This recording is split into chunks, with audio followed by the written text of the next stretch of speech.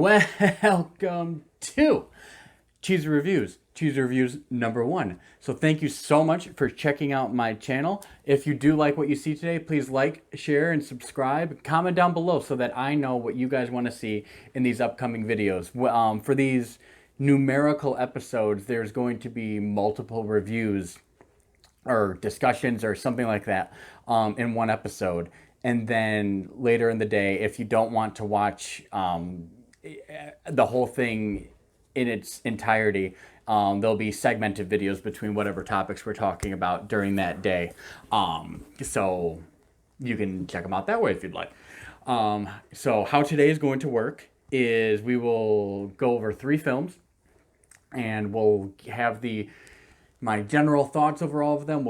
Then we'll give some rankings or ratings or something along those lines.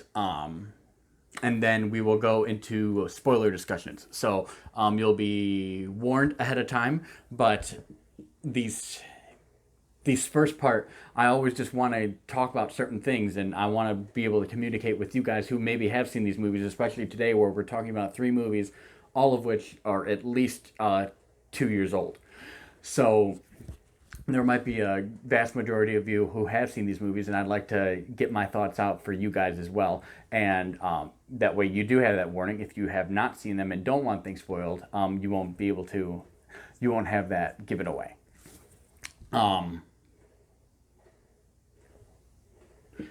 So you will see some cuts, especially in some of these earlier episodes as I kind of get the swing of things. But the goal is to kind of get this as a very free-flowing conversation, a discussion more than jump cut review. If it gets long-winded, then it gets long-winded. But we'll kind of have to see. I want you to be able to see my thoughts in a natural manner, and I hope that you guys down in the comments below let me know what your thoughts are on some of these and maybe some of those same long-winded ways. So without further ado, today's episode will be about Pascal Laugier. Oh, and I did want to say, this Pascal Laugier, the 3 films that we're talking about, his collection is what I'm calling it. They are all horror-based, but we are not a horror-based channel exclusively. So if there is something else that you would like us to kind of dive into, please just let me know.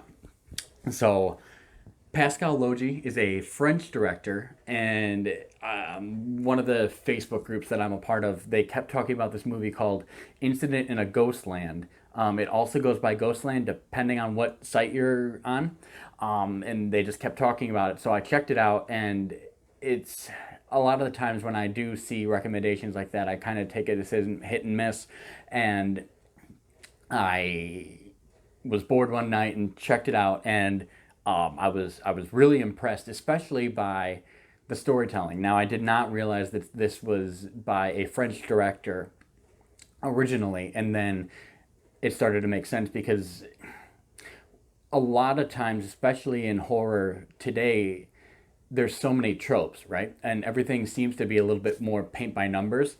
So there were certain times where I was guessing what was going to happen, and a lot of times I was wrong, and it was very refreshing, and that led me to watch all 3 of his films that are out right now.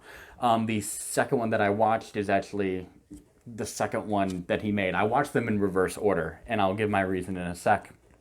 But the second one is called The Tall Man with Jessica Biel. This one I've definitely seen around. The cover just screams mainstream mediocre horror movie. So I've always kind of avoided it.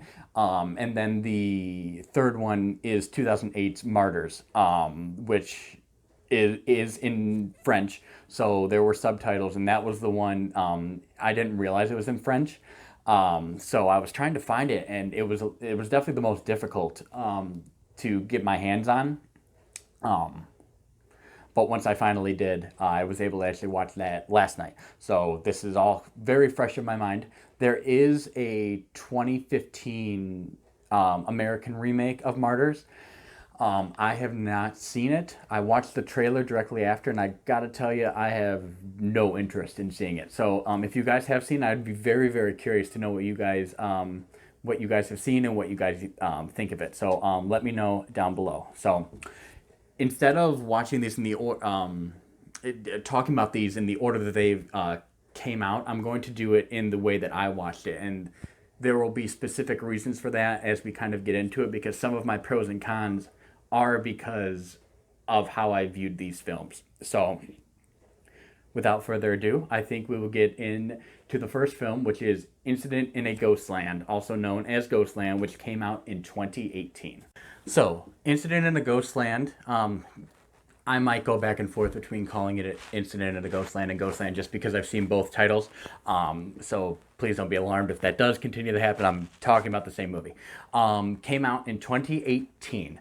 The synopsis on IMDb reads, a mother of two who inherits a house is confronted with murderous intruders on the first night in their new home and fights for her daughter's lives. 16 years later, when the daughters reunite at the house, things get very strange. The Rotten Tomato score is 57% and the audience score is 55%. I mean, if you know Rotten Tomatoes, for a vast majority of horror movies, they seem to have a lower score overall. The audience scores definitely can be higher, especially with, I mean, when you get to like A Quiet Place, like The Conjuring, movies like that, I mean, those are top tier. But I think a lot of these movies that go under the radar, they deserve, I don't know, I really I enjoy them a lot of the times, and that's, I mean, why we're talking about this collection today. Is I really did enjoy these three films by this filmmaker, and I don't think that he's getting the recognition that he deserves up to this point. So yeah. Incident in the Ghostland is currently available on Shudder, which is where I watched it. But you can also rent it on Amazon. If you do have Amazon and you haven't used the Shudder free trial, this would be a very good time to do that, I think. I don't know how often, I don't know how long it might be, a week, it might be a month, but checking out Ghostland would be well worth your time, I think. Oh. Some of the pros that I really, really did enjoy about Ghostland is watching these movies backwards. You get to see his budget kind of increase. So with the more high-tech the more high-tech cameras and things like that in his disposal, I feel like he really capitalized on that. And the imagery is still very grimy and dirty, but in higher definition, I guess. And it didn't take it away. I thought it really, really helped. Especially, I mean, the first 20 minutes of this movie, you just kind of have your jaw on the floor. And there are a lot of certain sequences that are difficult to watch.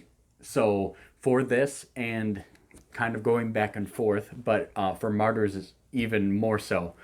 If movies like Saw or I Spit on Your Grave or Last House on the Left, if those are hard for you, then you might want to just watch a different video, because this director is not for you.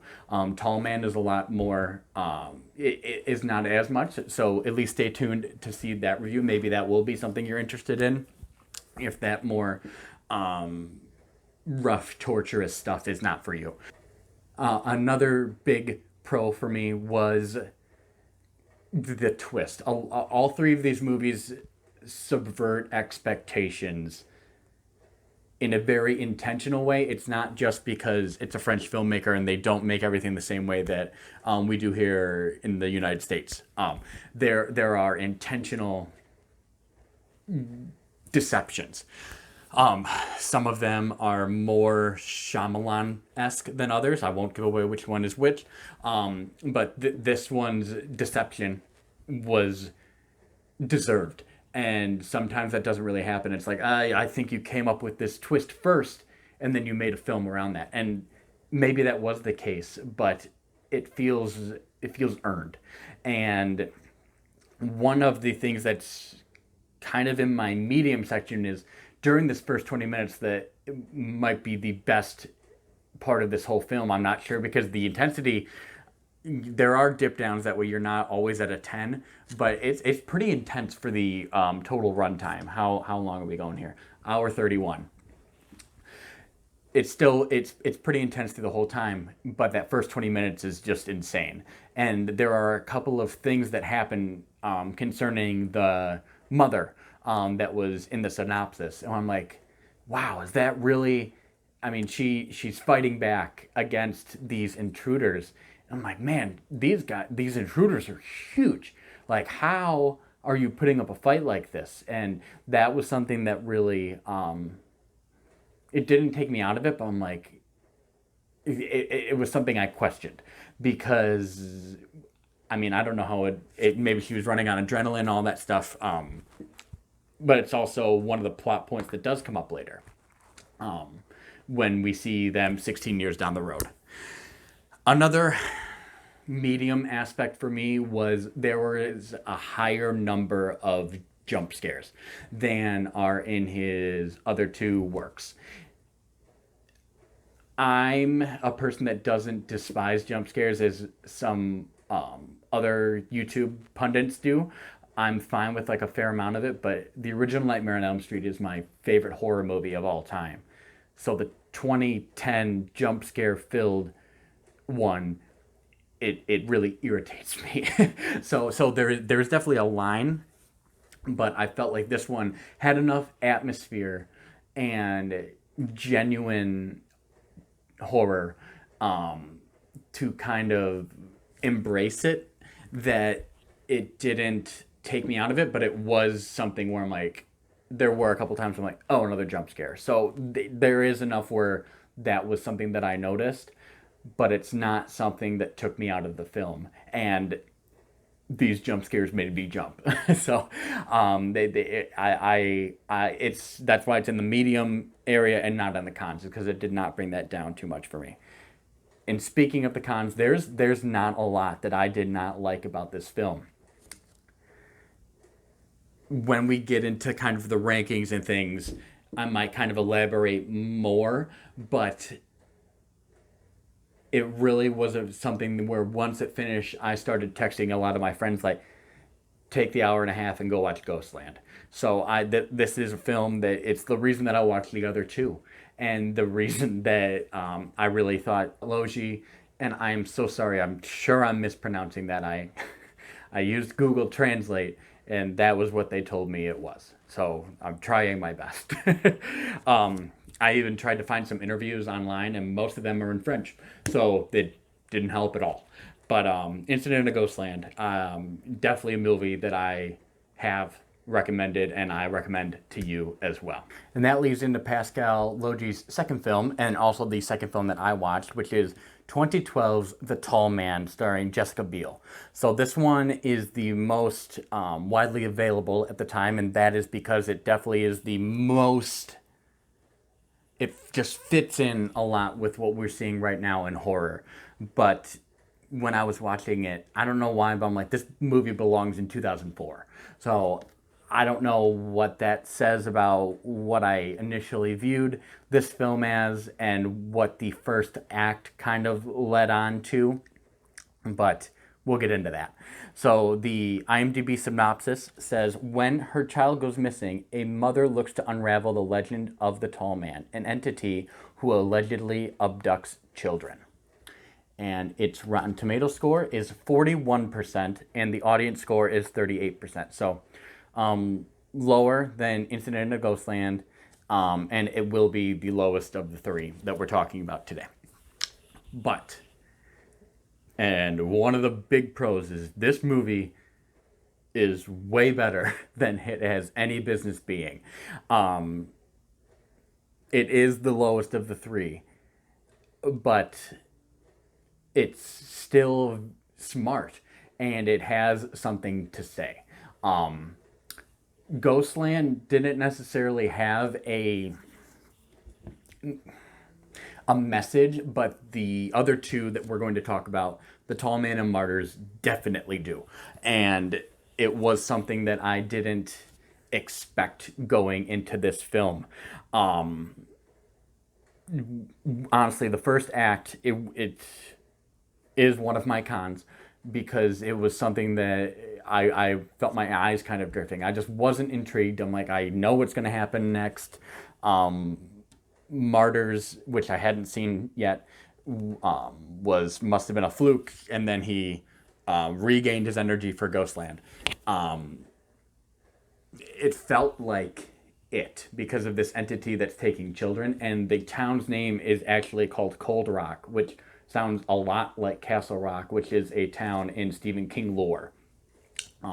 So it was just something that kept popping up in my head, but then there's some twists and turns where it definitely becomes its own entity and worth a watch for especially those who aren't able to handle the gore of Ghostland and Martyrs. It's and this is my big medium is this is not a horror movie. I don't even I got intrigued like is there going to be something behind the corner, but I didn't get scared. And that is something that is present in all three films is this psychological nature and you're questioning the protagonists in all of these movies is what I'm seeing reality is what I'm seeing really through protagonists' eyes. All of these, all three of them, they have you intrigued because you're questioning everything that you're seeing, and I think they're all written very very well in that way. But another medium thing is this is the most mainstream, the most forgettable. But again, it's not a horror movie. It's more thriller, and I think this is a movie that I'll enjoy more on a second viewing. But also, I don't feel inclined to watch this one again. So, if I did, I think I would enjoy it more. Not to say I didn't, but yeah, honestly, one of my main thoughts is during that first act, you see Jessica Biel running around. I'm like, I just want to watch the Texas Chainsaw remake right now. Like that's so. If that tells you anything about how that kind of first act, before some of the twists and turns start to happen, and you get to more engrossed into the story, that was one of my thoughts.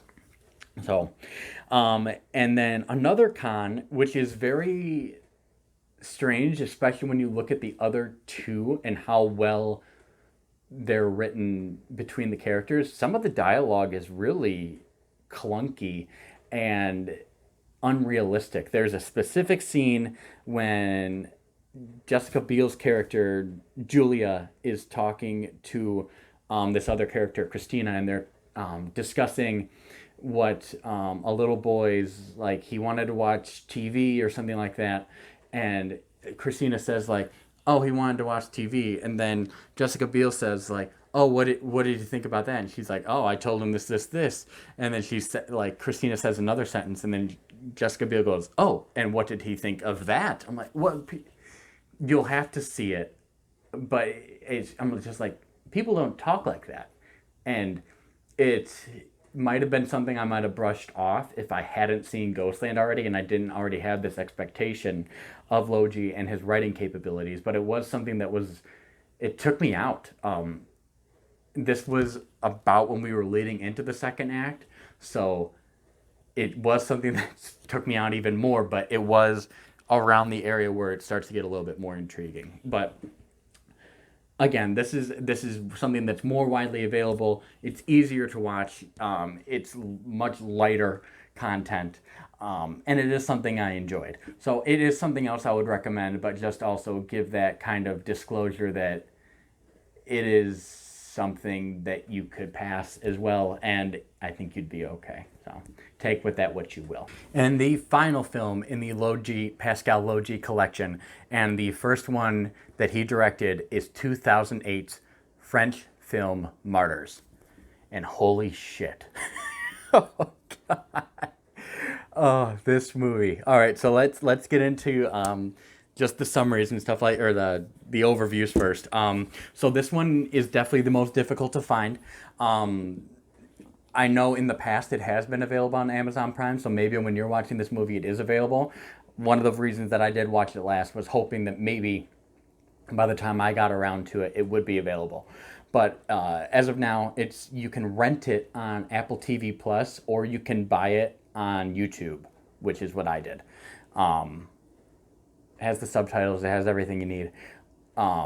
The synopsis on IMDb is a young woman's quest for revenge against the people who kidnapped and tormented her as a child leads her and a friend who is also a victim of child abuse on a terrifying journey into a living hell of depravity. Yeah, yeah. The Rotten Tomato score is 64% and then 69% audience score. So the highest rated, the one that put him on the map, probably the reason he got to make Tall Man, and then subsequently Ghostland. And God, there are just some sequences in this film that the effects, I'm like, the body horror effects, I'm like, I just can't believe it. Going back to the budget that we were talking about, how you could see it increasing, especially for Ghostland. It's the most low budget, and it is one of the biggest pros. It just, the griminess really, really adds to what you're watching. And before, I started this video, I was talking about the first act of Tall Man. It's my least favorite part of the film. For Ghostland and Martyrs, I am not sure which first act I like more. Which one is more shocking? I would definitely say Martyrs is more shocking. It's more out of left field and just hits you. Because Ghostland, you can kind of start seeing, like, oh God, this is what's going to happen. Martyrs, wow. It's genuinely scary. Not necessarily the first act, but the horror, the atmosphere. There is and I don't know what she is. She's a manifestation. She's a demon, but there's something following one of our main girls, Lucy, who is the one who was kidnapped and tormented as a child. And there's a dead girl demon thing that's the Ring always scared me when I was in middle school. It doesn't look anything like that, but it gave me the same feeling where when I finished it last night, it was one of them where I need to turn the lights on before the room that I get in. I found her that terrifying. So when we talk about too many jump scares in Ghostland, Martyrs has almost no jump scares. And it's just genuine, oh my God, what is going on? And reading this synopsis, again, like, it might be just having so much experience with North American horror. And I mean, when I say I have almost no experience with foreign horror films, I mean, this movie is my experience. So I don't have any. So there were things that, I've seen and enjoyed. Enjoyed is an awful word for it. I've seen and enjoyed the arcs of I Spit on Your Grave movies. I mean, because that first act and a half is so hard to get through, but the when you get to see the revenge, it's so gratifying, right? This movie doesn't follow that same script, and Last House on the Left has the same script or the same layout as I Spit on Your Grave, right? This movie doesn't.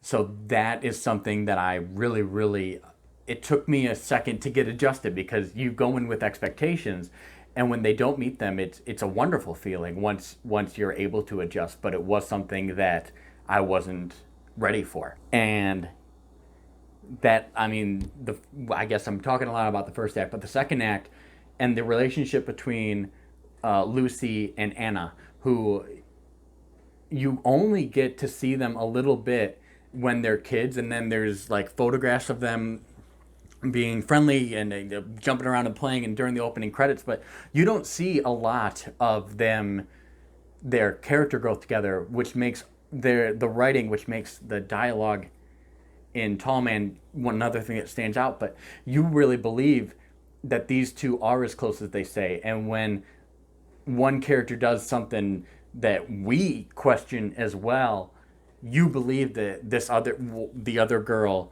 would follow along or have, like, some of the times they're having the reactions that we're having, and it's just all very human and very real.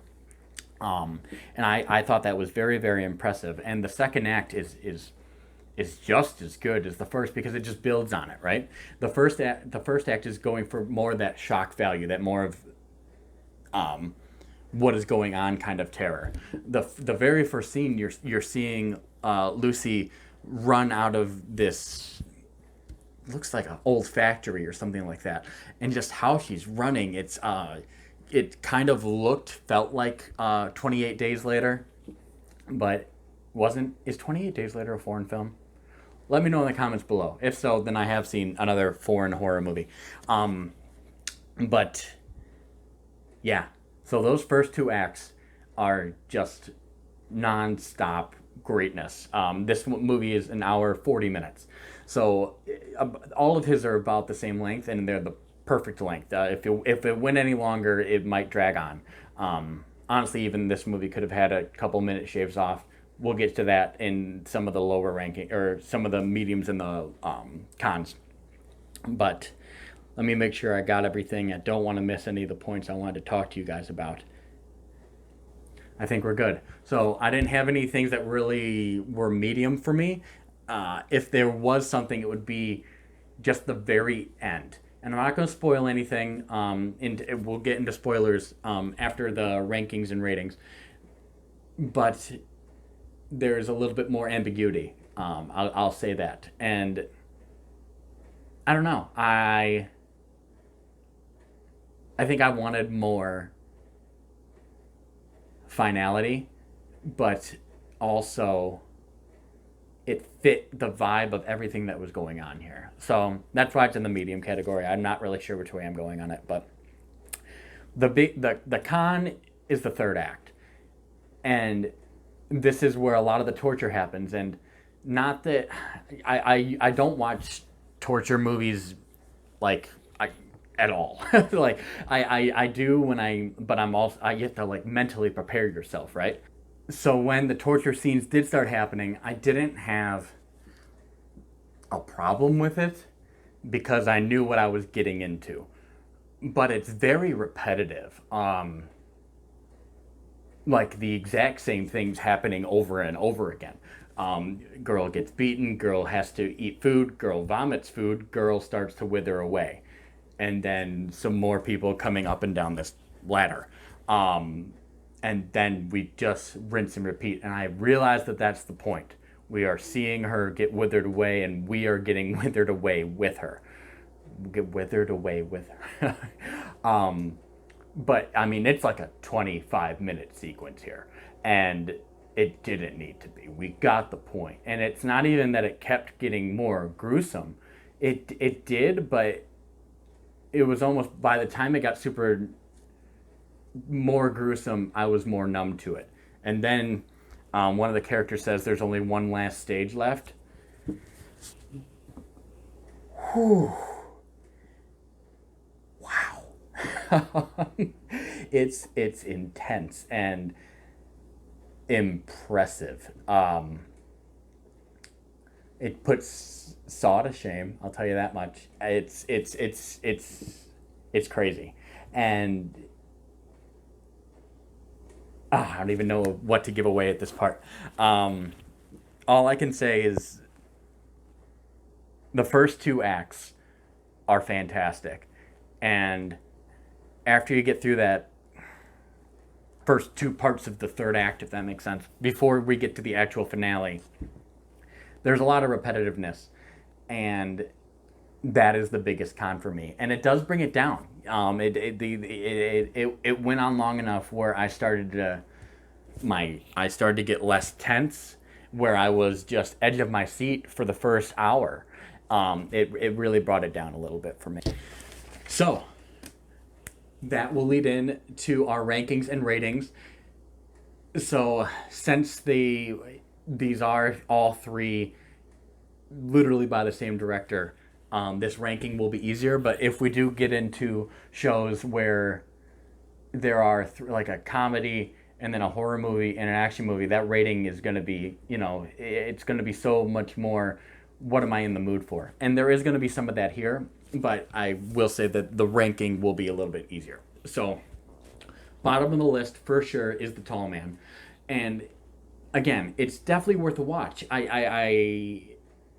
The twists and turns that it takes make it worth it, but it also, it's just a thriller that's fine. It's serviceable. It's not something that I regretted my hour and a half of.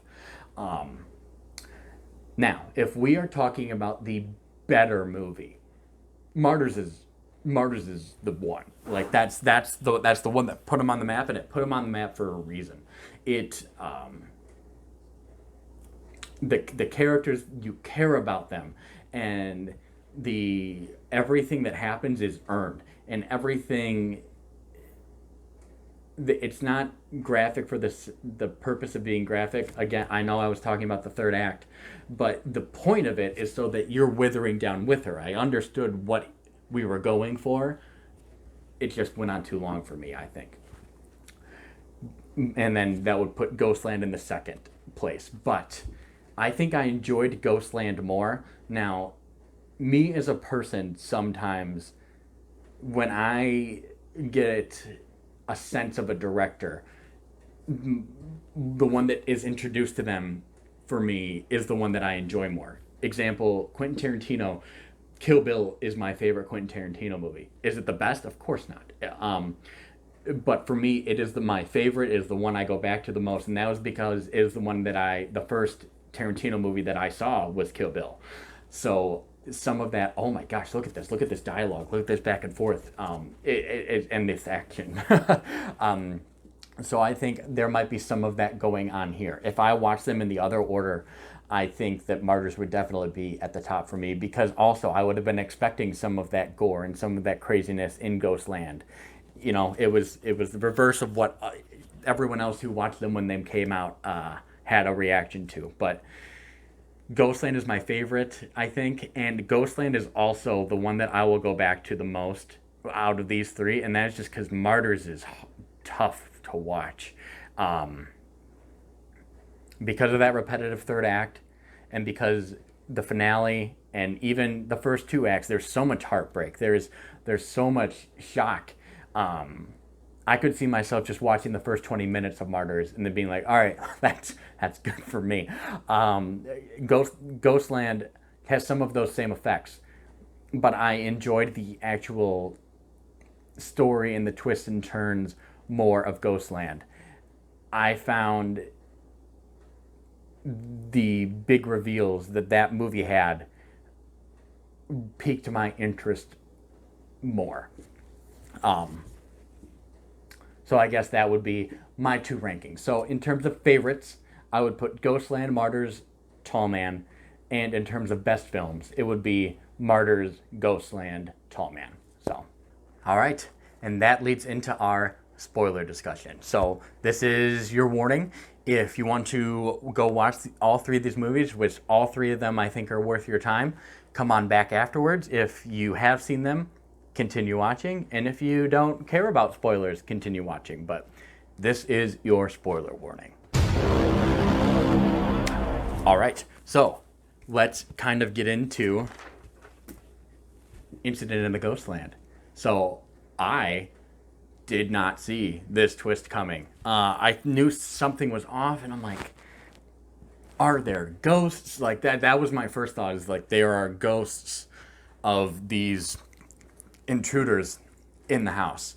And that is why, the sister's losing it and getting all these marks, and everything like that. Part of me also thought maybe she was self-inducing.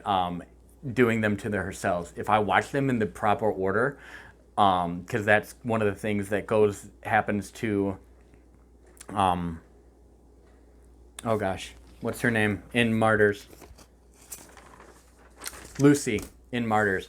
Is she does do that self-inflicting through the things that she sees. So if I would have seen that, that's exactly what I would have thought was happening in Ghostland. But since I viewed them in the opposite order, that wasn't what one of my primary thoughts was. I just knew something was off.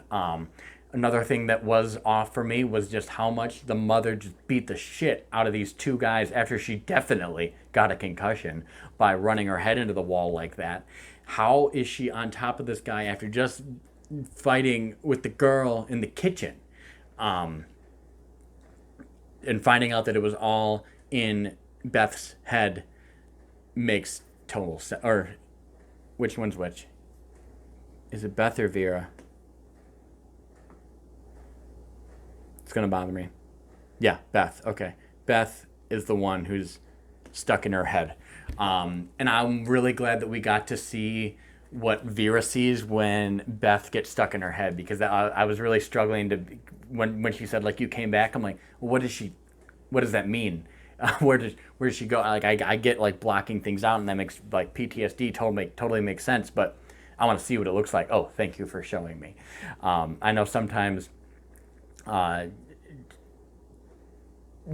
just better storytelling is better, but for me, I really wanted to see what was going on, instead of just what it possibly could have looked like. Yeah, I mean, that's the biggest part of it, wouldn't you say?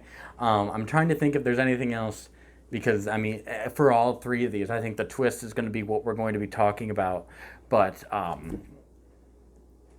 those kid actors, and the adults too, but the kids ones they just really stuck out. They were phenomenal in a good way. They were phenomenal. And I think sometimes, especially in horror, it's such hit and miss. And I think they've gotten better as time has gone on. Just comparing, I don't know. Pet Sematary is not a movie that I grew up with. So those kid actors, I mean, they stick out like sore thumbs. And then you watch It 2017, and I mean, they were the best part of the film. You know, so times are changing. And I think these two actresses are subject to that as well. What are their names? Let's give them a little shout out here. They are Amelia Jones and Taylor Hickson. Again, the adult versions are great too, but those young ones just really came through. And the ending of the movie, how it does have more of a happy ending.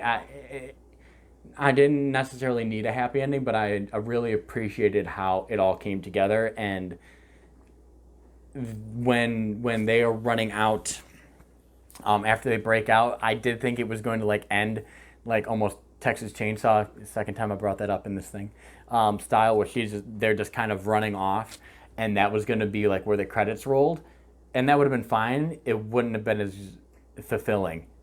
What the ending that we got was very fulfilling. So, yeah, I really, really enjoyed Ghostland. I would love to hear what you guys thought down below. Second movie was Tall Man. Jessica Biel is the bad person, but there's really, I mean, like they said in the closing lines of the film, is this the right thing to do? As like a tears rolling down her eyes, or whatever the line is. I didn't see it coming. I was really disappointed. When I was talking before, I was talking about how I thought it was going to be like an It ripoff. And it was weird because when the person who you think is the tall man steals David, is his name, steals David, I was a little disappointed that I'm like, oh, this is a real person. I thought this was going to be a more supernatural film. Okay, well, let's see where it goes. I'm like, isn't that like, I was so confused. And then when she starts talking, like convincing Jessica Biel, like it was not something where I'm like, oh my God, Jessica Biel's the bad guy. I'm like, this girl's crazy. Like it wasn't something that was one of the thoughts that I had. And I did kind of think, I'm like, there's probably a society thing. There's somewhere where these kids are going. They're not, Jessica Biel isn't murdering all of these all of these children. I didn't foresee it being exactly where it was, where it's like a school and stuff. But once you found out, like, oh, Jessica Biel really is this person, I'm like, oh, well, her husband's the tall man then, because he's gone. So I don't know if it was supposed to be that obvious, but for me it was. And there was a moment before he took the hood off or whatever. I'm like, oh, am I wrong? That would have been, I don't know who they would have else would have gotten. It would have been really undeserved, because those are the only characters they named. And some random Joe would have been lame. But yeah, so obviously had something to say about how uh, poverty, how we're raised, things like that. Ooh, another thing. I thought when they are at the diner, I thought that they were all crazy. Like, I did not think, and maybe you're supposed to think this, I didn't think that Jessica Biel was the crazy one at that point. So I'm also like, how do, like, Jessica Biel and Christina, they've lived here for as long as everyone else, right? Like, what makes you in this club and what makes you not? And obviously, they explain it later, but those are just some of my thoughts as I was watching the film. But again, it wasn't what I was expecting. I think I'd enjoy it more in the second viewing, but I don't know if I'm going to give it a second viewing. So, Martyrs. When we are watching this random family, and I'm like, all right, I guess we're following these guys now. The front door opens. And he just, oh God. I'm like, oh my, and oh God, it was so awesome. And how they put doubt in your head in all three of these films but I think Martyrs did it the best. Uh, where is Lucy just nuts and Anna just loves her? And I'm like, is that what's gonna happen? And it would have been believable if that was how. I'm like, oh, but she's not. And uh once the people showed up, I'm like, oh my God, this is where the torture is going to come in. Anna's going to get kept, like, Anna's going to be taken down to the basement place. Um, yeah, I was very glad to see Lucy was not crazy. I was very thrown off originally. I'm like, so if she's not crazy, then why is she seeing this ghost? I'm like, oh, thank you, exposition leader of the cult lady, for explaining this away. But yeah, I know I talked about it earlier, but the third act, when you actually get to see Anna's skin off, oh my God, it's an image, like, I'm just envisioning it right now, and it's just crazy to think about. And I can't think of something else that shocked me that much. I mean, the only Saw, like, contraptions that I really think of are the Ted thing in the first one and the racket thing in part 3 or whatever that is. This is something that's going to kind of stick in my mind the way that those did, I think. I like how the mom was still alive, so it gave Anna kind of more conflict, and it really, without expositioning us, showed how Anna was more conflicted than maybe she was leading on. Like, yes, she was having these, oh my gosh, facial expressions, but it wasn't as apparent of what her thoughts were in terms of what Lucy did. So yeah, so those are the kind of the spoilery things that I wanted to go over with you guys before we kind of finish up here on the first episode of Cheezer Reviews.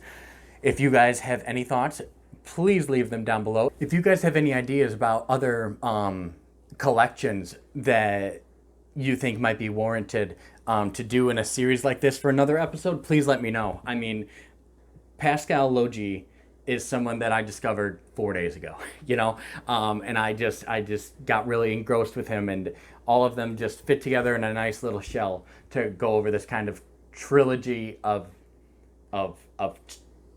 torture. Yes, he's got something with torture and people being kidnapped. So it was really nice to do it that way. So if there's anyone else that you guys would like to hear me talk about, please leave that in the comments down below. If there's any other movies just in general, it doesn't always have to be like this. And it won't be like this. There's just not enough collections where there's just a small trilogy or something like that where it'd be this concise. But if there's anything, I mean, I plan on doing MCU stuff, Star Wars stuff, and then going into like some sci-fi like Terminator and stuff like that, and probably some hard dramas, Robin Williams, Tom Hanks, whatever you guys are thinking. We're going to be all over the board because movies are all over the board, and I think what we want to create here is a community of people that just like movies, and kind of everyone's welcome. So that's the goal. If you guys like what you saw today, please share this, like it, subscribe. And if you didn't, I'm really glad that you just tuned in. So again, leave the comments down below. I would love to hear what you guys think, and especially in these first videos, I'll definitely be commenting back. Hopefully, as this thing gets bigger, hopefully it'll become more difficult, and then we'll find different ways to communicate with one another. But again, thank you guys so much for tuning in.